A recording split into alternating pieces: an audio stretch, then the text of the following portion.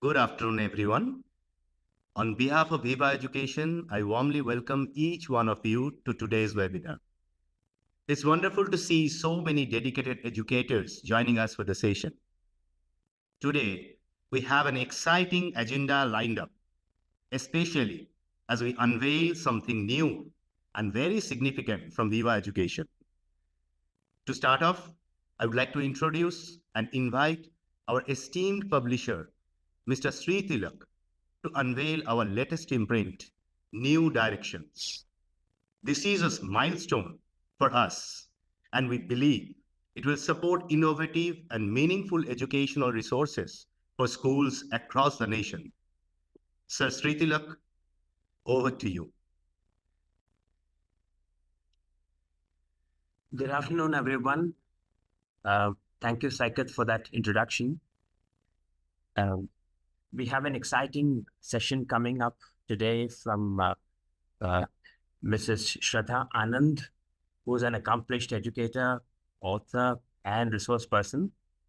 And the topic for the day is a very important and urgent one, the Sustainable Development Goals and how publishers and educators can integrate them in the curriculum. The Sustainable Development Goals, as we all know, they are nothing but an agenda for the whole of humanity. So it is something, a charter for the shared future of humanity. So that is how important these goals are. So we are all eagerly looking forward to Ms. Anand's session. But before that, I have to interrupt you very briefly, to share an exciting news from Viva Group. You have all been patrons of Viva Group and our brands and imprints. So you are familiar with many of our products and brands. Today, we would like to introduce to you our new imprint, New Directions. New Directions is a new imprint of Viva Education. And the whole philosophy behind New Directions is improved learning based on the NEP and the NCFs. Now, some of you might ask, there are plenty of publishing brands. Viva Group itself has several brands and imprints. Why a new imprint? I'll tell you why.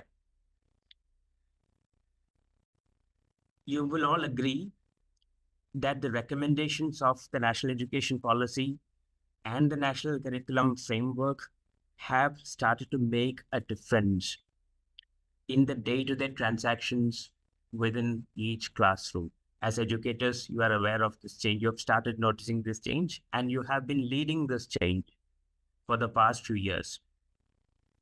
Now, are our curricula ready for this? What do we have to do with the curricula? As publishers, we have been working on this, and we have come out with this new imprint, New Directions. So what is different about New Directions? New Directions is a range of 100% new books in each core subjects. This includes science, English, mathematics, Hindi, EVS, which is now called the world around us, and a whole range of other subjects. Even though Viva Group has several publications, we have been serving you for the past 35 years with educational content. But New Directions has been built from the scratch based on the recommendations of the NEP and the NCF. Not one of these is an old book adapted or modified based on these principles, but they have been built from the scratch based on the guidelines available from these curricular frameworks. So that is the distinguishing factor about this series. Now, there are dozens and dozens of ideas in both the NEP and the NCF. But I have, due to paucity of time, I have tried to summarize the, the core principles based on which new directions curricula have been developed. So I'll give you 5 core principles based on which we have developed the books of new directions. Number 1, reduced content. Reduced content. The NEP is very clear. Let me quote from the National Education Policy. It says, curriculum content will be reduced in each subject to its core essentials to make space for critical thinking and more holistic, inquiry based, discovery based, discussion based, and analysis based learning. Holistic learning is possible when we reduce content and focus more on inquiry based and discovery based learning. So, that is the number 1 principle based on which we have designed these books.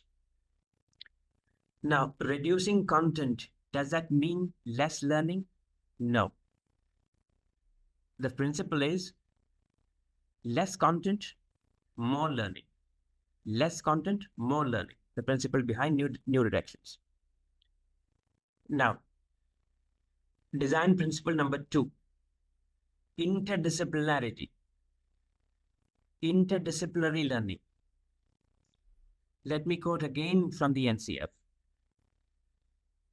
The NCF aims to develop multidisciplinary and interdisciplinary knowledge in students.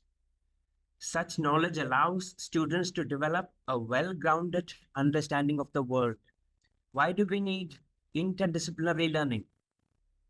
Because real-world problems require interdisciplinary solutions. Take climate action, for example. It requires advanced technology. It requires political will. It requires international communication and cooperation. So every challenge we face today requires interdisciplinary solutions. So interdisciplinarity is one of the core principles behind the design of our new directions titles. Coming to the third principle on which we based these products, pride and rootedness in India, as recommended by the NEP. Let me quote again from the NEP. The vision of the policy is to instill among the learners a deep-rooted pride in being Indian, not only in thought, but also in spirit, intellect, and deeds, as well as to develop knowledge, skills, values, and dispositions that support responsible commitments to human rights, sustainable development and living, and global well-being, thereby reflecting a truly global citizen. That is principle number 3. The fourth principle, focus on competencies rather than content. If you pick up any of these books, you will find a lot of activity-based, inquiry-based, and project-based learning content. So which means the focus has shifted from content-based learning to competency-based learning, as recommended by the NEP and the NCF. And the fifth and final principle, we have tried to make sure that our products are truly hybrid, because in this tech-savvy world, we just can't impart education by forgetting new modes of content and learning delivery. So we have a range of digital features, which include animations, interactive lessons, explainer videos, online tests, and a lot of downloadable materials, both for learners and teachers. In addition to all that, we are happy to present to you our artificial intelligence-based tool for learners. It's called AI Buddy. So I'm going to play a video now, and that'll give you more ideas about uh, each of these features I have mentioned. So these are the 5 core principles: reduce content, interdisciplinarity, pride and rootedness in area, focus on competencies rather than content, and cutting edge digital. So that was all I wanted to share with you today. While we launch this new imprint, new directions. So just like we have you have all supported the educators, school leaders, and other stakeholders in education. You have all supported us in our journey of 35 years in publishing. So we are confident and hopeful that you will continue to do that. Please take a look at new directions, as the samples will be reaching you very soon. Now, I will not take longer. We'll simply play that video on new directions, and you will get to listen to Ms. Shradha Anand, for which the session for which you have all come here. Thank you, everyone. Thank you for joining this webinar. Please take a look at this video. In a world of rapid change, education must evolve.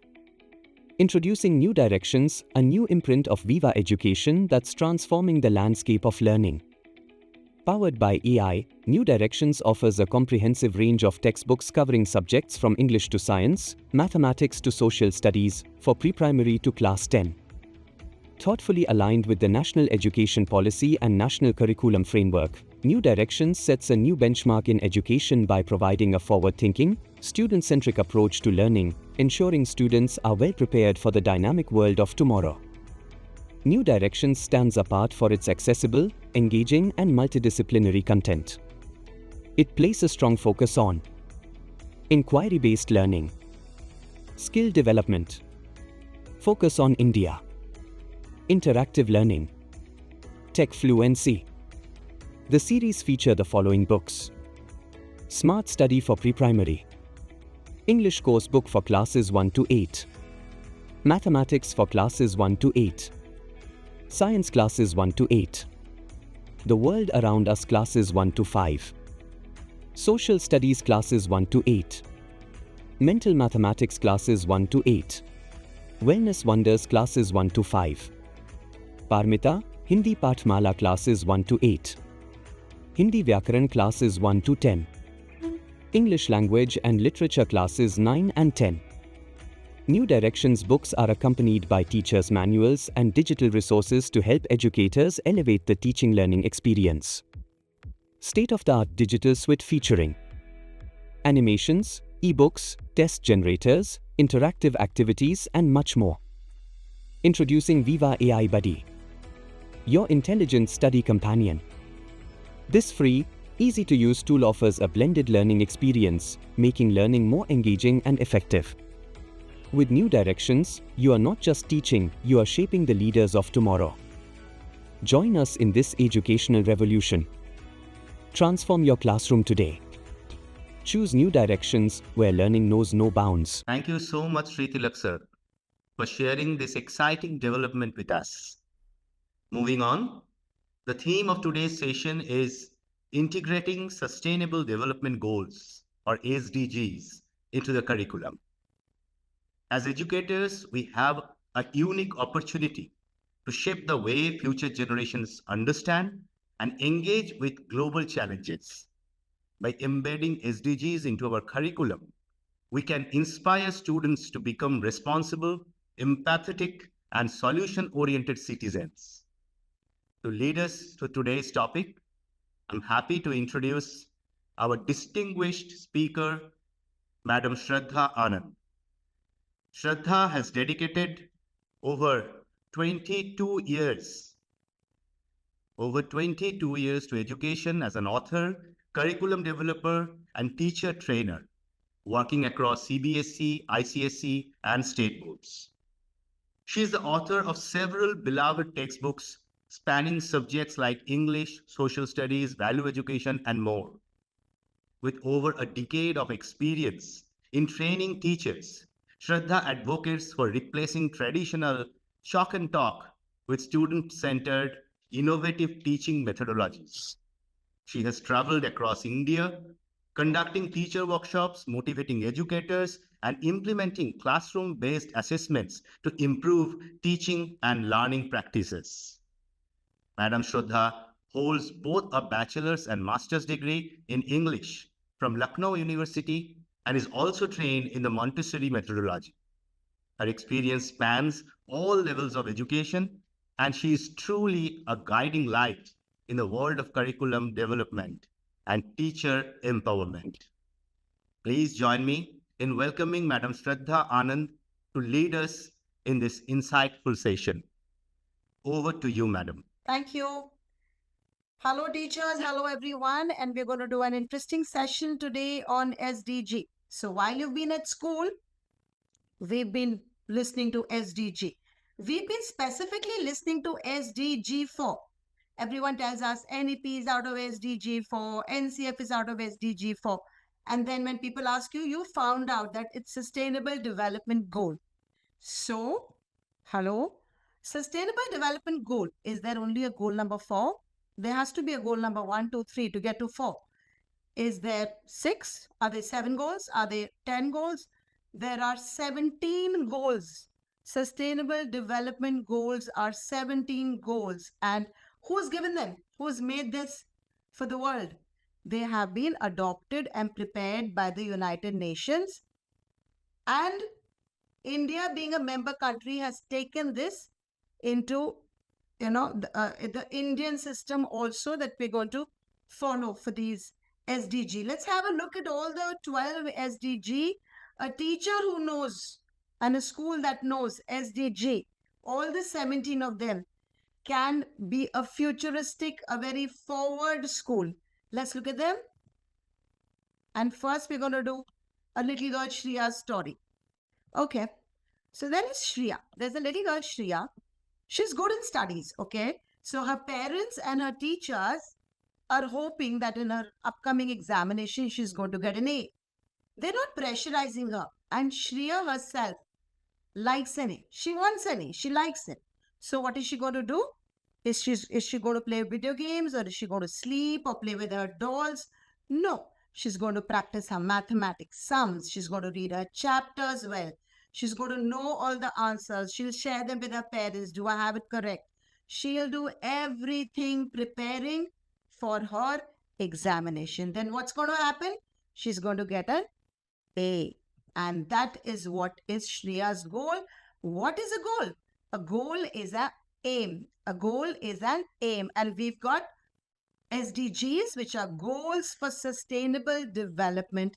17 goals, and we're going to take look at each of them slowly, and we're going to also see how we are going to work in India, how the world is working towards it, how the schools and the teachers can work to achieve them. Let's see the first one, no poverty. Who likes to be poor? Nobody wants to be poor. Being poor means having no food, no money, no good clothes, no house. That's a poor person.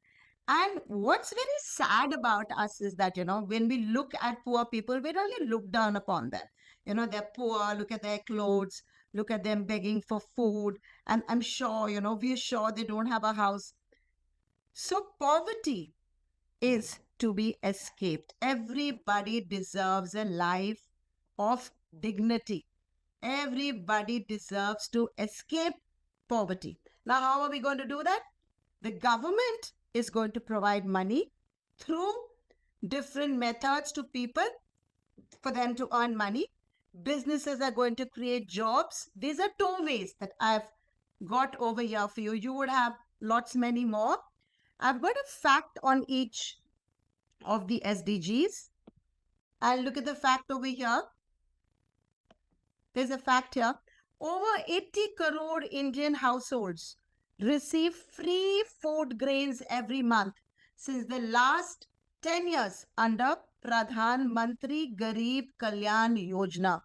They're also given paka houses, they're given water, they're given gas. You would have received some kind of information to, give up on your gas cylinder. It can go to a person who needs it.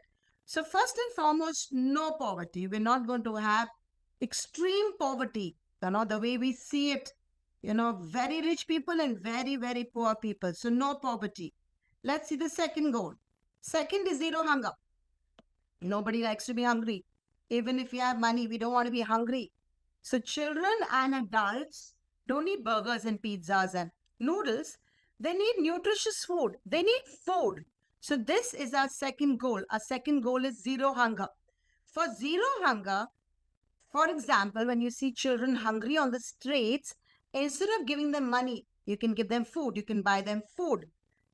You can also form a small club in your school to provide ration to the needy, to collect ration and go and distribute that ration. What about the school tiffin? If children forget school tiffin, or even as teachers, if you've forgotten your tiffin, you feel very, very hungry in school. So we're sharing our school lunch boxes, whether it's a staff room or whether, it's with the children, so that nobody goes hungry. So second is zero hunger. The first one was no poverty. Second is zero hunger. Let's look at the fact in India. India has launched ambitious schemes such as National Food Security Act, the National Nutrition Strategy, and the National Nutrition Mission. So whenever we would be speaking, or even I would be saying, what's my country doing for the people? Now we're a very, very large country with a huge population. So it doesn't become, visible, straight away. But if you're going to be checking India for each of the SDGs, India is moving rapidly to achieve every SDG. Third is good health and well-being. Let's look at this. We all need good health, medicines, hospitals, but we all tend to remember hospitals when we fall sick. We all take medicine when we fall sick. This is the third sustainable development goal. We need access to medical care so that it can be prevented. We don't fall sick, and when we do fall sick, we get treatment.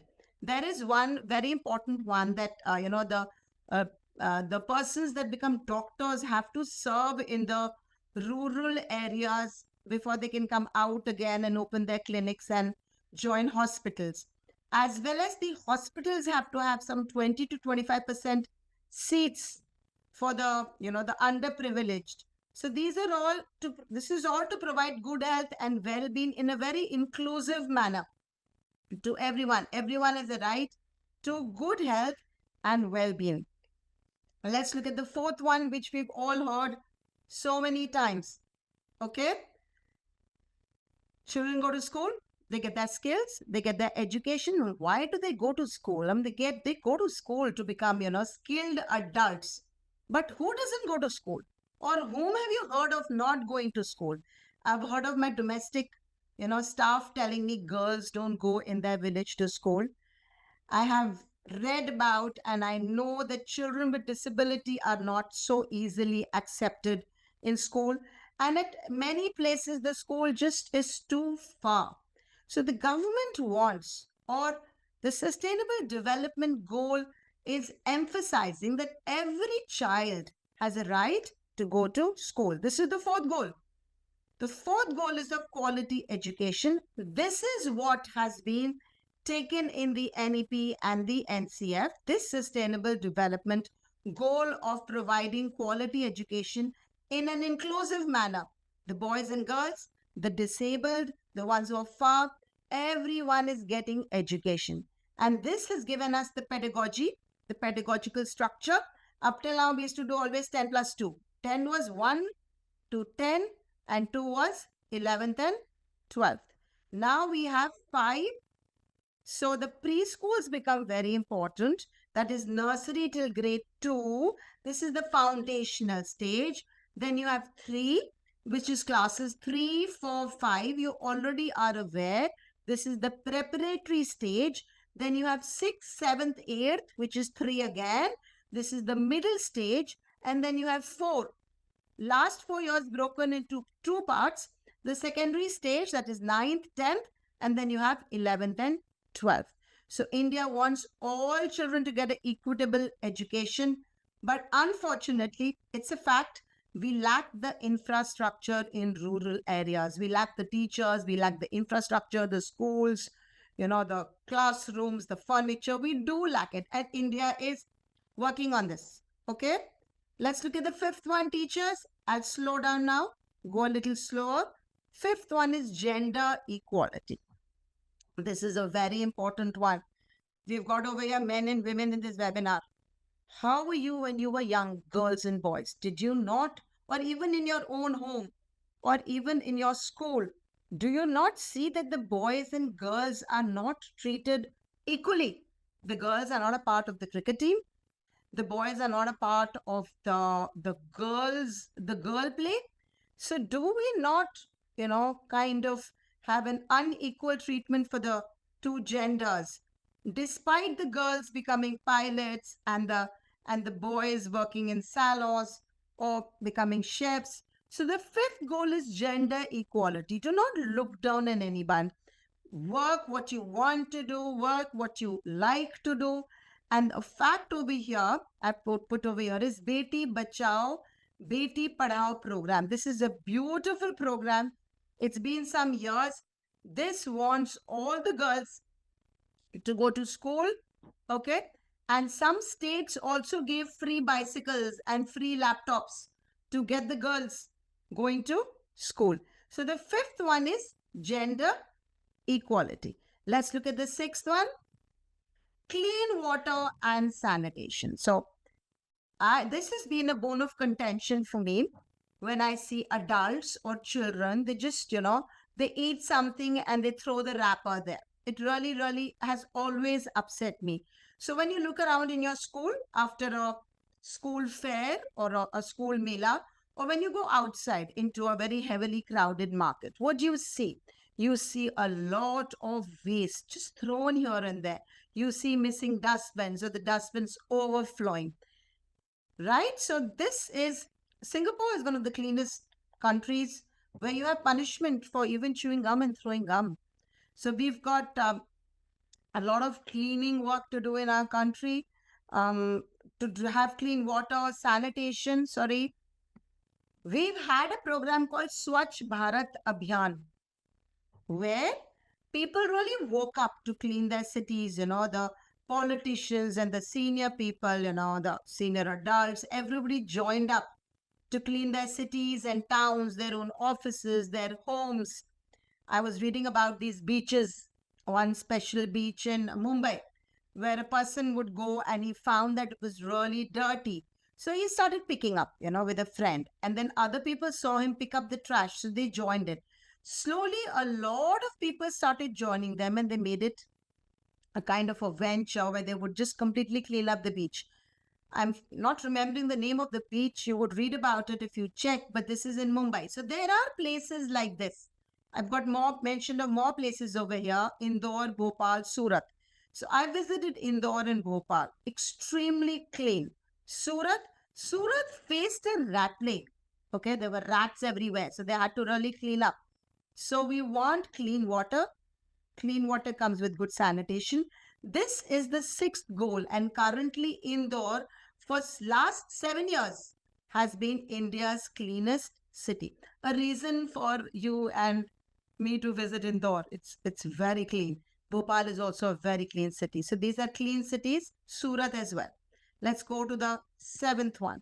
Seventh is affordable and accessible energy. What about having energy all day long? Have you had days when they had no electricity? We've all had days when there's no electricity, and that's when you remember you remember Edison, and you say, okay, without electricity we just can't do. Or you look at your electricity bill, you see how much more it's charging you. Or when there's no light, no fan, nothing running, the children are sweating and you are sweating in the class, and you just want the day to get over. Here we're talking about the seventh goal, accessible energy, which is affordable. So how and where can we get this affordable and accessible energy? Affordable and accessible energy will come from solar plants, hydro energy, not from fuels. It will not come from, petrol, or it will not come from any of the other gases. It's going to come from solar plants and hydro, what we are using as from nature. That's going to give us not fossil fuel based, but this is going to give us electricity, wind, hydro, that is water, solar, geothermal, bio, tidal power. These are all sources, renewable sources of getting energy. And this energy is affordable and accessible to everyone, because we've got these sources running everywhere. Something or the other is there everywhere in the world.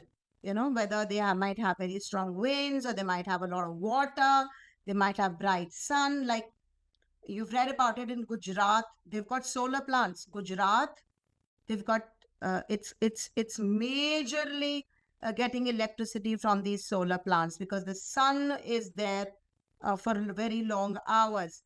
You've got tides, if you've got water energy. So let's look at this energy as affordable and accessible and reaching everyone. Let's see the eighth one, decent work and economic growth. Now, it's like, okay, I don't want to work, or I want to work less. I want a holiday. Now, about work, I don't want to work and I want a holiday. Everybody likes a holiday. You and I, we like a holiday. But to enjoy in a holiday, you need money. You need money. And how is money got? Money is got from work.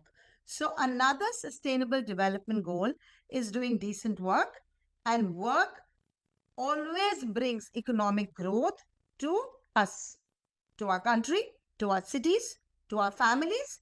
This is your eighth sustainable development goal. And I've got over here a fact of MSME. You might be getting this on your emails. MSME is a large source of employment in India. It stands for micro, very small, very, very small, then small and medium enterprises. These are for startups. These are for small businesses.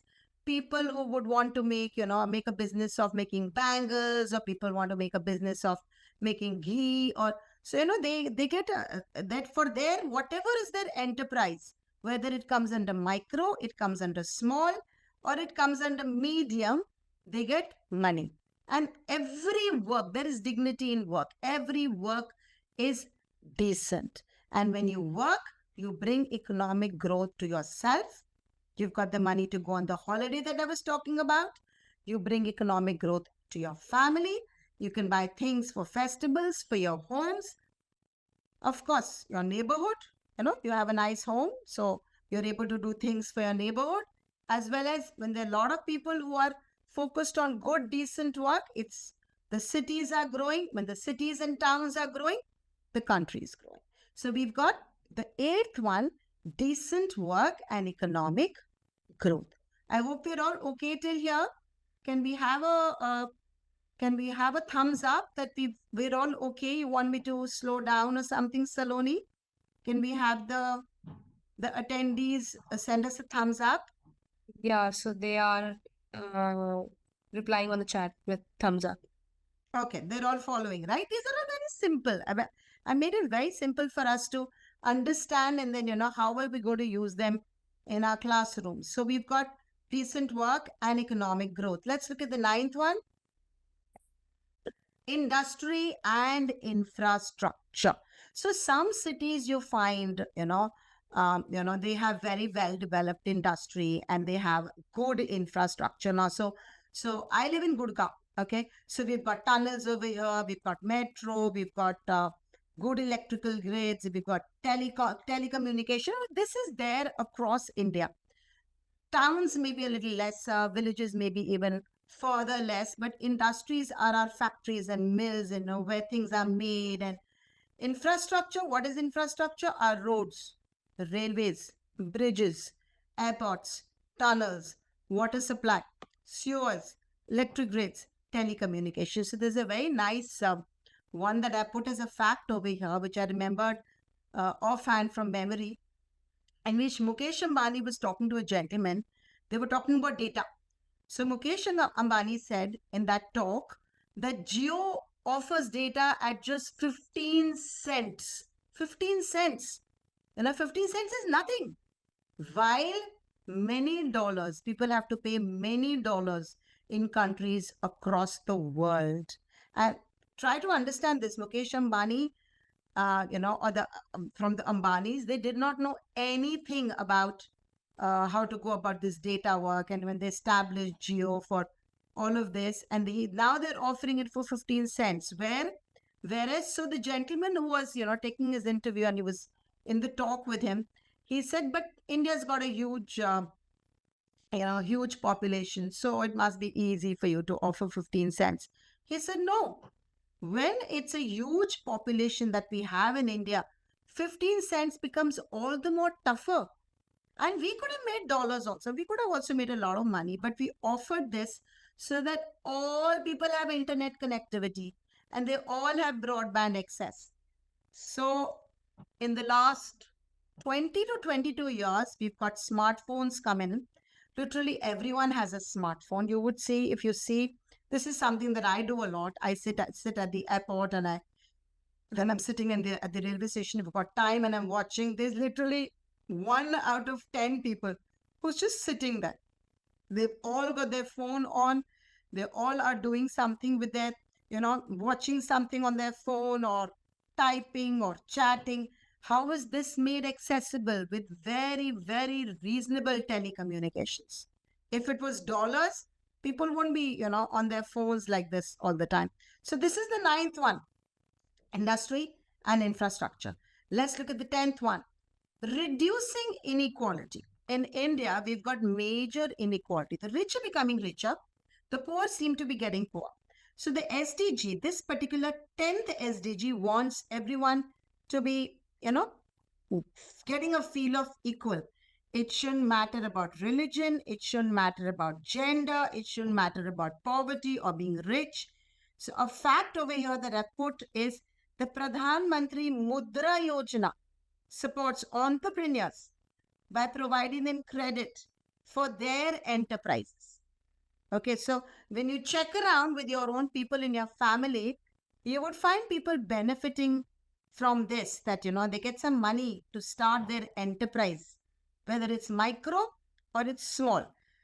Now, it seems, or I think it, I know it will take years and years and years to reduce these inequalities, between men and women, and about the religion. We keep reading about the religion, atrocities which keep happening, or the poor and the rich. This will take time, but at least a beginning has been made. It has started, and the government in India and across the world, governments are working towards it, that we don't have such an unequal, population. People come closer when it comes to, their finances, their religion. People draw closer. Let's look at the 11th one. The 11th one is sustainable cities and communities. Now, there's a very interesting, episode which happened with me when I would travel for trainings. I would ask the staff, or I would ask at the hotel, why have they dug up this entire city? This one in Gorakhpur, this I saw at 2-3 cities. Why have they dug up the whole city? It's so difficult to commute. So they said, ma'am, they're turning this city into a smart city. And that was the introduction of the word smart city to me. We're doing 7 more goals over here. I'm on the 11th one. It's important for our cities and towns to have services. We should have good housing. We should have good transportation, water, electricity. Towards all of this, industries, infrastructure, towards all of this are the smart cities. And which is the first smart city? Dholera has been conceptualized as the first smart city of India. It is located in Gujarat. There are many, many more cities coming up that are going to be called smart cities, because they will have good services like good homes, good transport facilities, clean water, accessible water, and round-the-clock electricity, good industries, infrastructure as well. So this is our 11th goal. Okay. Let's look at the 12th one. Responsible consumption and production.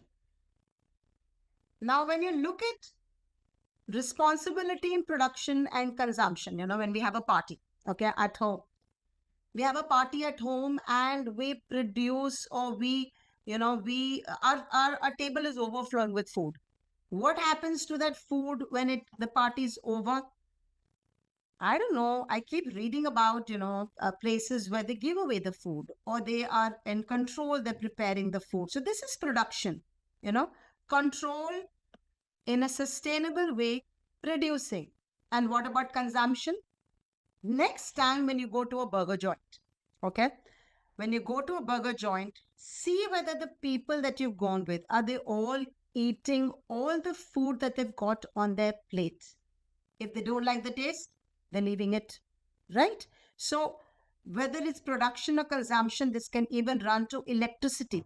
You see it, and this is a classroom situation or a home situation where you see that the electricity bill is mounting, whatever with the place, because the lights and the gadgets are not switched off.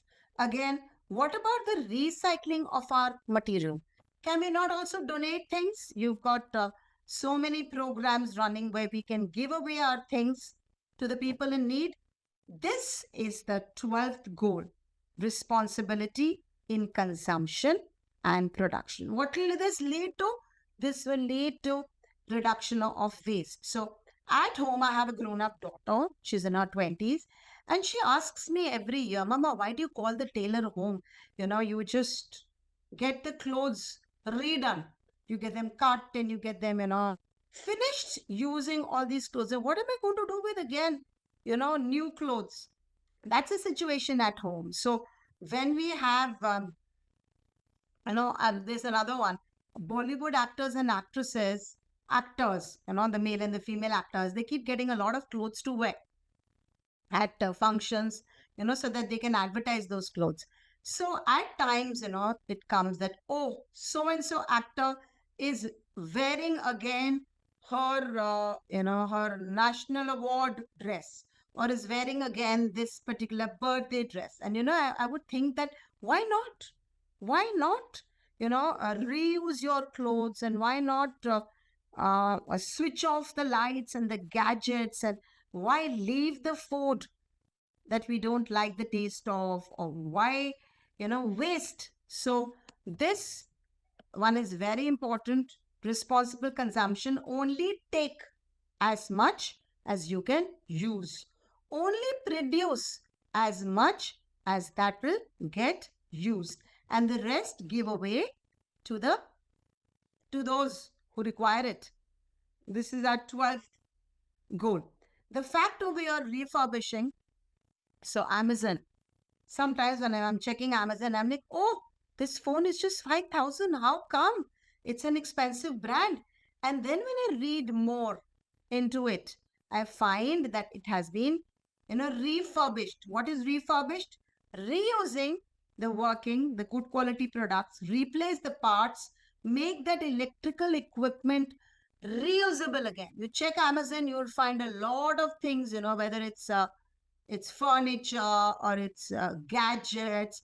There's so much refurbished to prevent wastage, to have them be consumed, and we don't want people to go ahead and go buy new things again. So they're refurbished in a way what we call second-hand, but they definitely reduce, the production, new production, and this is a very responsible way to consume and produce. Let's look at the 13th one. This is climate change. This is climate change. I was preparing a particular text I was looking for, where it was, when I was researching, I found that everyone knows Greta Thunberg, okay? And everyone does, because she came up with this climate change thing just as a school student and had a huge, fan following, and a lot of number of people follow her and things like that. I read up about Forest Man, okay, who took up an area a sandbar which was completely barren in his village. It was barren and he planted a tree. He decided as a teenager that he's going to plant saplings. And in the last very many years, he's converted that whole barren sandbar into a forest. Birds come there and wild animals come there. This is the forest. He's known as the forest man. Then there's another woman in Karnataka, uh, very underprivileged. She used to work in these mills, didn't have children, so she and her husband planted banyan trees from their village to another area, and they planted so many banyan trees till the time the government took them over, took it over to look after them. So that's another lady. Now these are names I won't really remember. Just read Forest Man, read about this lady, elderly lady now. Then there's this person who's been a water conserver. He's turned in Rajasthan. He's worked on, used the method of saving water with the villages there. So there are a whole lot of these kind of things. If you read up about it, the local way of doing all this is phenomenal. So this is on climate change that we're discussing. Let me come back to this. So we've noticed longer summers. We've noticed, monsoon this time has been really low. It's been very less. Monsoon this time has been huge. It's just not stopping, it's not stopping raining. Or we find floods. We hear and read about melting glaciers. We read about the snowfall, melting faster than it should from the hills, the rivers flooding. So all of this is to do with the climate change. You've heard about Himachal, Bias River, the way it affected everything which came in its way. It just flooded and it just broke it. Okay. Or you read about, the mountain blasting in Uttarakhand, and how the, tunnel was made, and then later on it caved and a lot of people were trapped over there. So this is all, we can't play with nature. We're not supposed to play with nature. We're supposed to look after nature, and nature will look after us in return. So that this is SDG number 13, climate action. There's one very important example I've given over here, the electric cars which run in NCR from Blue Smart, that's a company. These are electric cars, they run very slowly. They aim to reduce the pollution. We've got electric trucks and we've got other electric vehicles also coming up. We can also use public transport. We can ride a bike. Climate action. Now, when I'm going to come on to the last slide, you're going to come up with a lot of things how we can look after the climate. Each one of us, that's what SDG says. Sustainable Development Goal is not for the government. It's not for a city. It's not for the municipality. It's not for United Nations. It's for each one of us. Because when each one of us works towards a little bit towards every sustainable development, that's how boond karke ghada bharta hai. There's every drop makes the ocean. So this is what the United Nations has envisaged. So by 2030, this fact I've got over here, India has declared that it would be meeting 50% of its energy from renewable resources. Renewable resources, I spoke about hydro, the sun, geothermal, bio, tidal. Those are all renewable resources. And the Indian government says by 2030, 50% of our energy needs would be met by renewable resources, and they're working upon it. All right. Let's look at number 14. Life below water. Now, I don't know scuba diving. I know how to swim, but I definitely can't go below water. That much below water. We don't know scuba diving. Many of us, nearly 90% of us, wouldn't have gone on ships. We wouldn't have gone across oceans and seas. United Nations says we need to look and preserve. There is life really deep within water. What is affecting this life? We throw everything in water. We throw everything in water. Our beaches are very dirty. The waves come, they take it away in the water. And most of it is plastic. Okay. So, to reduce waste, much of this that we produce on land is thrown in water. And why do we throw in water? Because it's not seen over there. So, we must stop using plastic. We can use paper bags, we can use cloth bags, we can reduce our use of plastic. Again, another personal example. When Diwali got over, my family said, okay, we've got to go put the idols and the clay lamps, we have to put them in some water. I said, no, we're not going to put them in some water. We're going to ask a Panditji if we can bury them. And I don't think we can bury them, but putting them under a tree, I've seen a lot of trees after Diwali gets over, under the tree, people have just kept their idols. They're still kept at my home. We're wondering how to keep it or put it very, properly this time. Under the trees, and there are dogs over there and there are cows over there. I don't understand how we're going to come up with a good solution to not spoil our water, to not spoil the oceans, the seas, the lakes, the ponds, the rivers. We keep them clean. If you remember when COVID happened, the AQI, the air quality index, really dropped, like from 300, 200, 400. It came to a very nice 20, 15. You could stand outside, you could breathe the fresh air. There were animals coming out. We were all in the house, but there were animals coming out everywhere.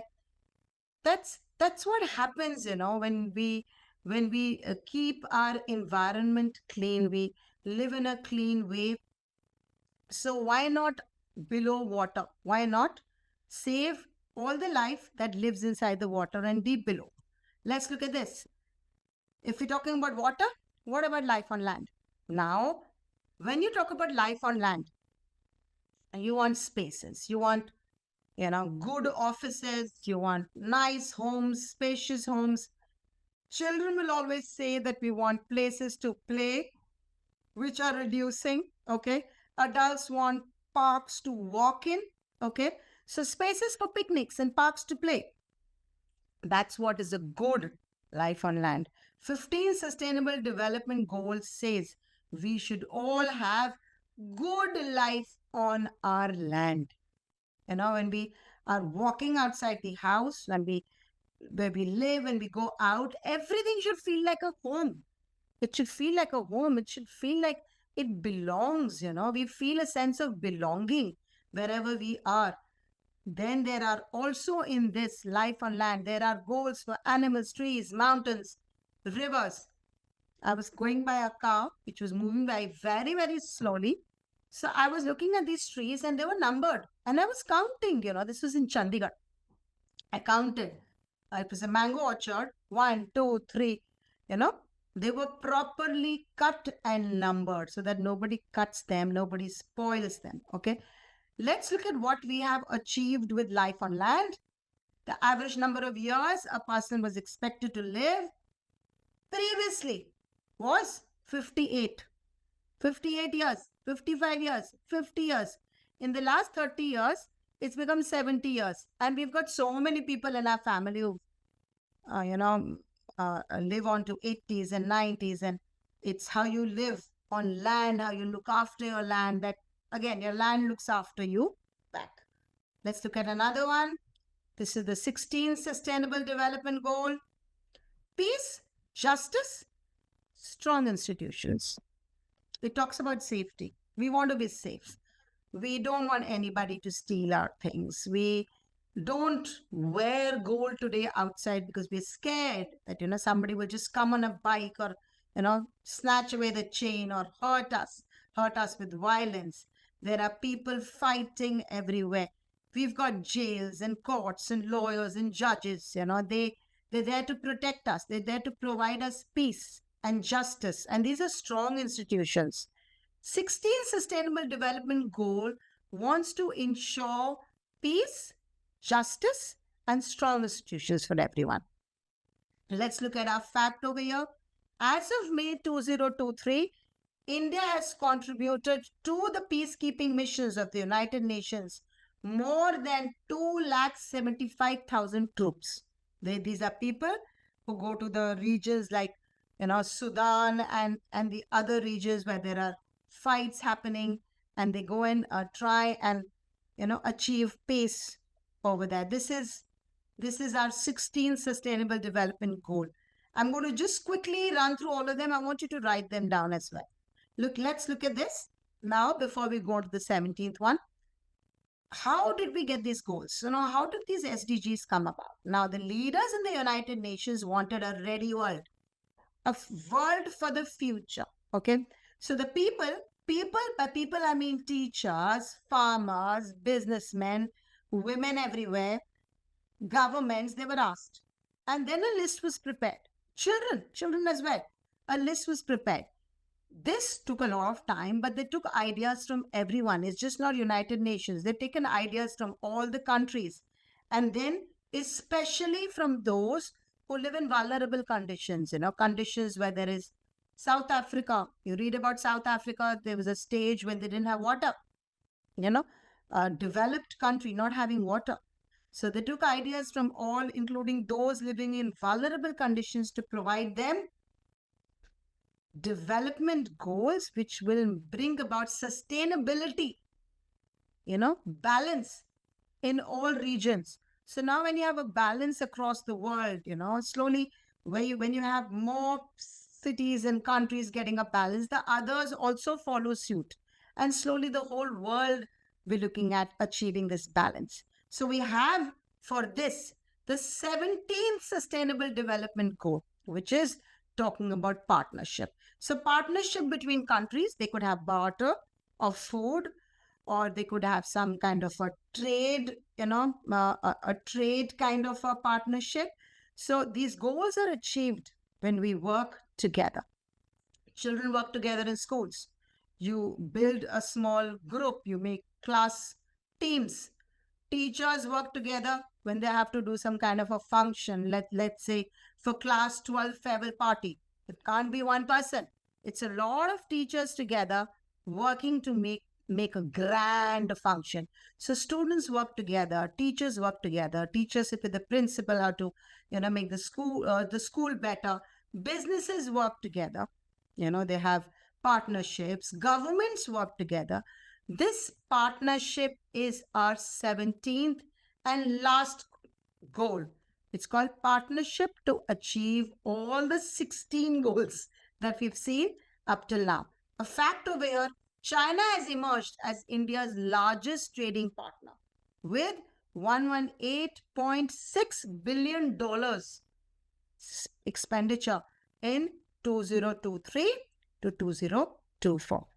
I'm going to take maybe 5 minutes to just quickly, have you scroll through them, and I'll pause for 2 minutes each and just recall what you understood.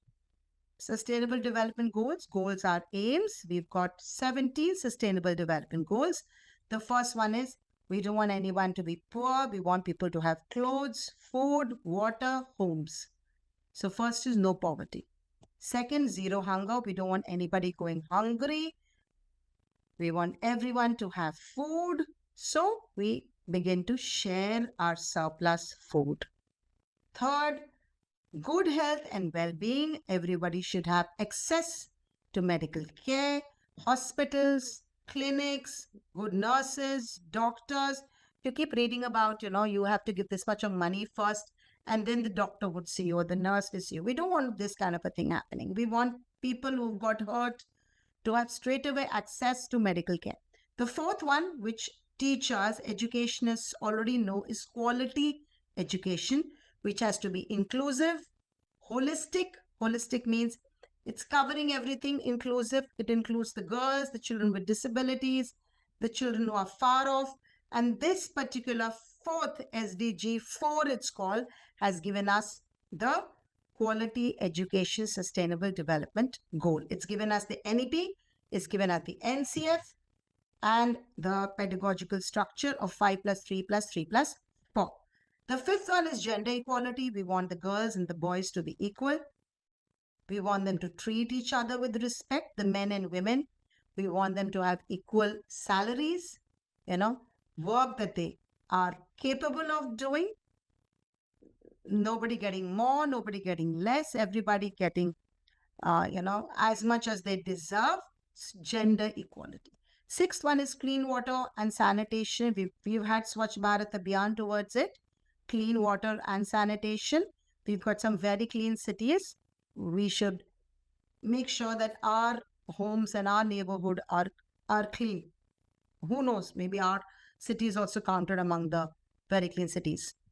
Seventh one, energy, access to affordable, accessible energy, which is electricity is a part of energy. So the renewable resources being accessible to us for getting energy. Eighth, good work, good jobs so that we can bring about economic growth in family and our cities, our neighborhood. We can live well when we have good economic growth and we have decent work which we are happy to do. Ninth, industry and infrastructure. All the governments across the world have to work on a good infrastructure, so there are going to be more roads and more railways and better bridges, more airports. India has made small airports, using from the Air Force. They've taken a part of it. Literally all the cities have, most of the cities and towns have airports, maybe just a one belt or two belts, but you can, there are flights going till there. 10th, reducing inequalities so that there is no inequality between because of gender, because of religion, because of fund, because of money, because of finances. Everyone's treated equally with equal respect. When you remove inequality, respect comes in. Sustainable cities and communities. This is to do with smart cities, cities and communities where there is housing, transport, water, and electricity. 12th, responsible consumption and production for all of us and our children, that we consume and we produce as much as required only. Climate change is a big one. It's been happening for a long time. It's to do with riding a bike, using public transport, which is the common way to give back to the climate. Okay. Next is life below water. We are not so aware of it. What we are aware of it is always on the surface. So life below water, we see life very much on the surface. So below the water is like, I'm talking about deep inside the water, and that's mainly plastic, So let's reduce this so that we have life below water also living. Life on the land, we should have good spaces so that we can live happily on land.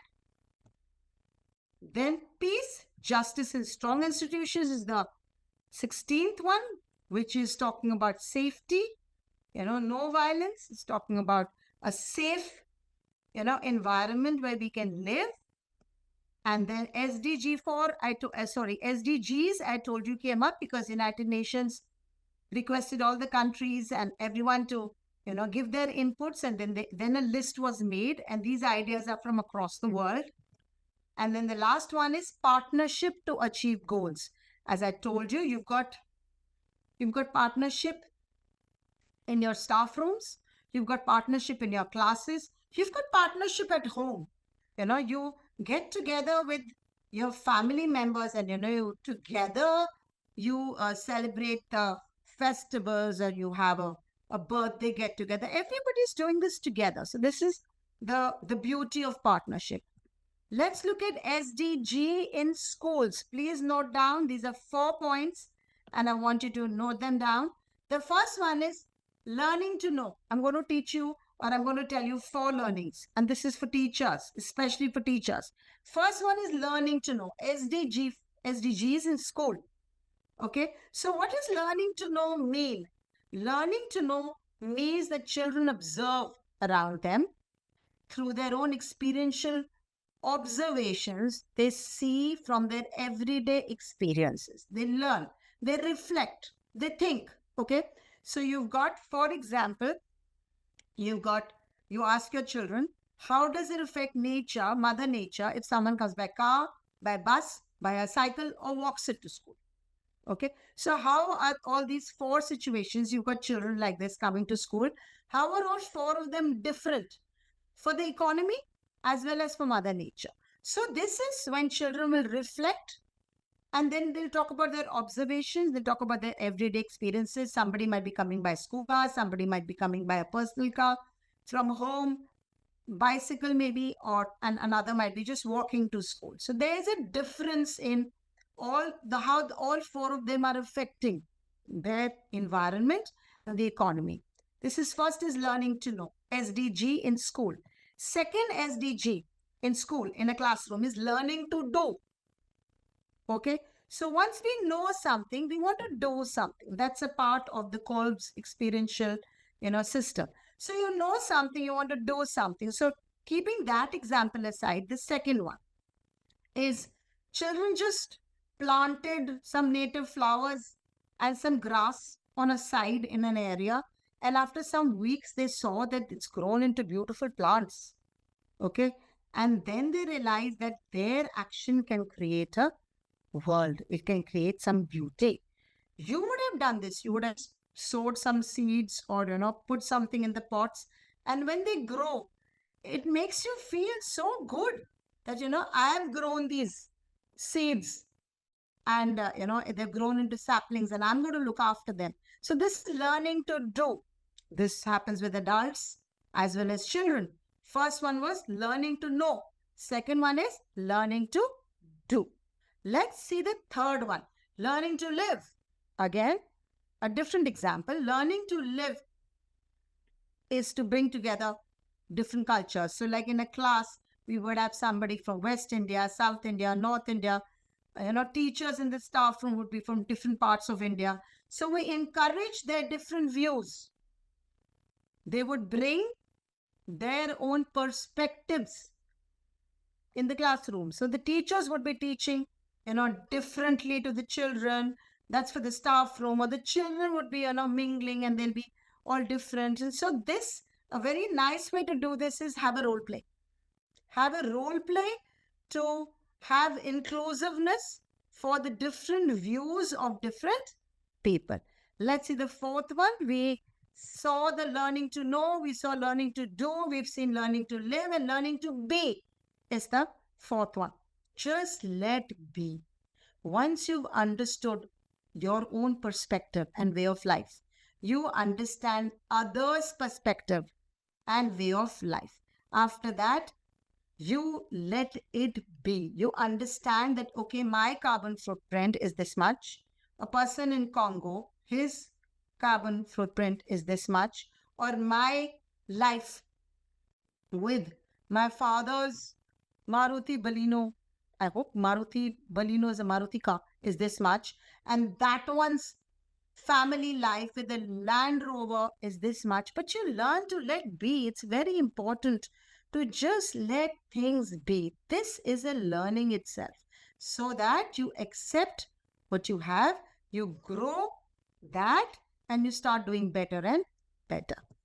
I've got now over here maybe the last slide, I think. Let me just look at this. Yes, these are goals. Sustainable development goals are for our future. They prepare the world. We don't have all the time in the world to do this. We've just got till 2030 to achieve these goals.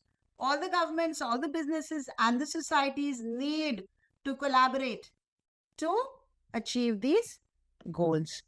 And it is everyone's responsibility. Like I told you, now next time when you've got some waste, something you've eaten in the car and in the market, you can just throw it. Nobody's seeing you.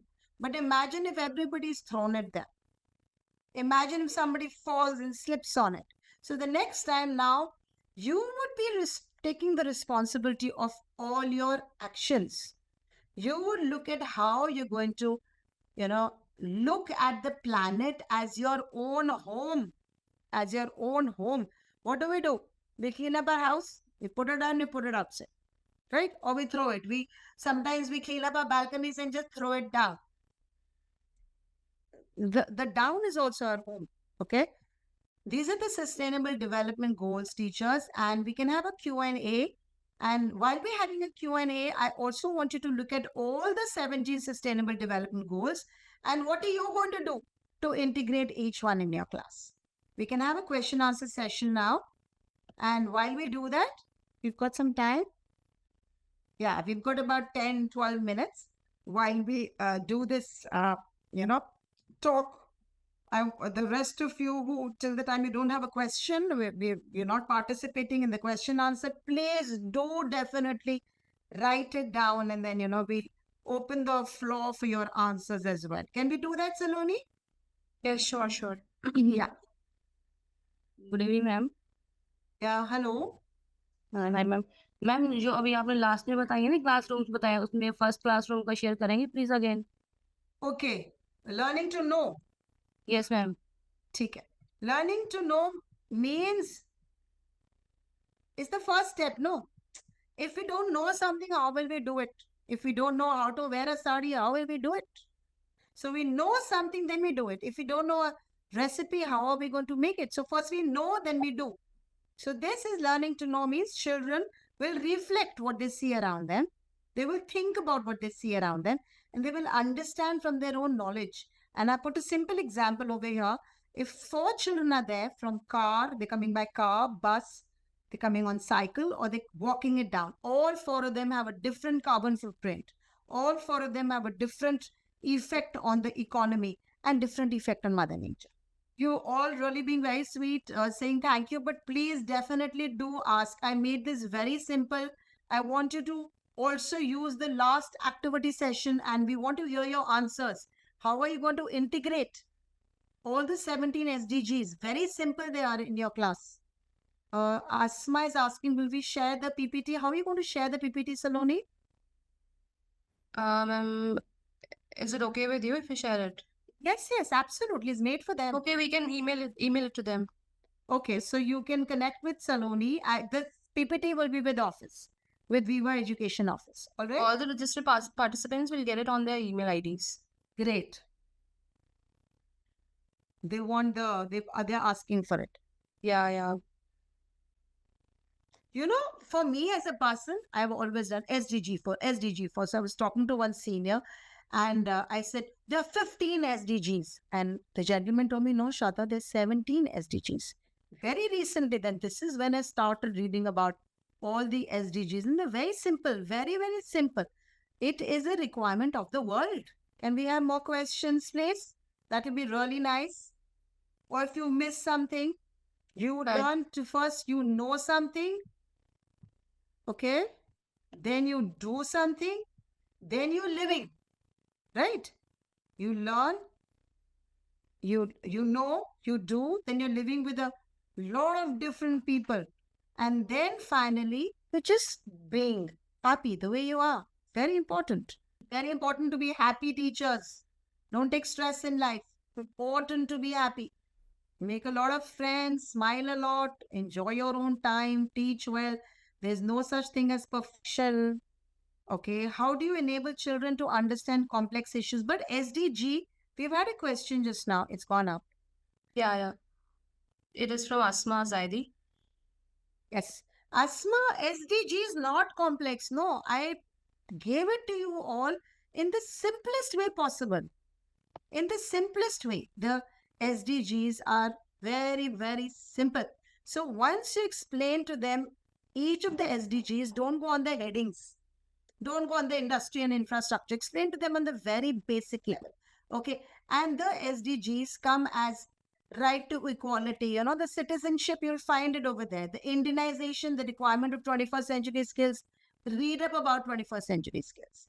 You will find over there sanitation. And you will find there cleanliness. You will talk about world affairs. You will find out about like servicing. There's a lot of Indianization. All of that 21st century skills can be combined. Good citizenship, how you're going to be good citizens. So you can connect all of your rights and duties to SDG itself. Have them prepare the rights and duties, understanding how they're going to put an SDG over there. Miss Deepthi Joshi is asking you to share the slide of learning to do point 2. Learning to do. Okay, first one was learning to know. Second one is to do something. When you know something, you want to do it. Right? So to do something over here, I've got an example. The children just sowed seeds and put some grass somewhere. And look at the beauty they created. And if you try this yourself, you will just be, stunned at the beauty you can create with nature, where you've just put it and you've just watered it and it'll all grow. I've gave you an example of forest man. Read up about him, about this woman, very old woman now in Karnataka near Bangalore. Forgetting the name of it starts with S. Her name starts with S. Very old she is now. In her hundreds. But she said, all the trees are my children. She didn't have children. She said, all these trees are my children. And one sapling they would sow after, and the full banyan trees they grew into. And the government finally started taking care of them. Beautiful story. Any other questions, Saloni? Chipko movement. Yes, Chipko movement was about Bahuguna. And there was this woman also who led. That was to save the trees. Yes, that's also a very important event that happened in India. Yes, the name of that lady is Thimaka. You got it right, Vinita. Salu Maridha Thimaka. I don't know how to pronounce the first bit, but Thimaka, I remember reading about it. This is the lady in South, in near Bangalore. Forest man also, read up his name, find out about him. There's one more question that we have from Mr. Victor. What are some starting steps, ideas to introduce SDGs-oriented approaches as a school community across stakeholders, parents, educators, students? Okay, so the forest man is correct, Jadav Payang. This is also correct. Thank you, Priya. Okay, so now you got to have a connect to children. Like all these SDGs can be, put into the life of children. You ask them, okay, you walk around in school, and when coming to school or in your city, do you find children begging, or do you find people asking for food? Do you find people without any homes, living in shacks? And they're like, yes. Do you like it? You feel bad for them. Yes. So there is the idea of no poverty comes in over there. So why do so many people come to ask for food, come to ask for money to buy food? Hunger, beggary, hunger. So we want no hunger. Okay. Now to have, once you've got no poverty and no hunger, and you've got equality, you've got gender equality happening, you've got other equalities happening, the countries, cities, towns start to bloom. They start to get better because the basic of food, housing, schools, the infrastructure, everything starts to get provided to them. Then one thing which is not so much in our control is the climate change. There are 10 people who look after climate change. There are 50 people who will not look after climate change. So you would then spread a word like Greta Thunberg did, or you would spread a word. You would read up about this forest man. You would tell children about forest man. Children keep reading about littering so much, and I still see them throw it anywhere. What do and why do children do it? Why do children do it? They do it because adults are doing it. Please remember, they copy us. All children copy us. So when adults will stop doing it, they'll also stop throwing. So this happens with I would, when my daughter was younger, I would take a bag and I would tell her I'm going and picking up a whole lot of muck from everywhere. And she used to say, why, Ma? I used to say, I'm doing it. I'm free today. Okay, I'll also come. She just came a couple of times to do this with me, but she never litters after that. So that one person makes a difference, 10 people make a difference, the littering of 10 people stops. So we're looking at children understanding from their own actions, how no poverty, zero hunger, education to all is going to infrastructure in the city, places to play. It's all going to just combine to make the world a better place. The life on land is going to be nice. So that's how you take it to the children. You make it connected to them. Any other questions from And the because we are not poor, we've got, whenever I'm doing trainings, I ask the teachers, you've got food, you've got your vehicles, you've got your children, you've got a home, yes. What if I take this away from you? What if you don't have it? So when you have it, that gratitude of having it is very important. To be grateful. And then because you have more, to give away that more is very important, to share. You won't even remember once you've given it away. Just that good feeling. That good feeling stays. I gave. Okay, anything more? So connected to children with self-reflection is what I wanted to tell this ma'am. It's simple. Once they start to feel it happening with them, they start to understand it. Yes, Tanushri.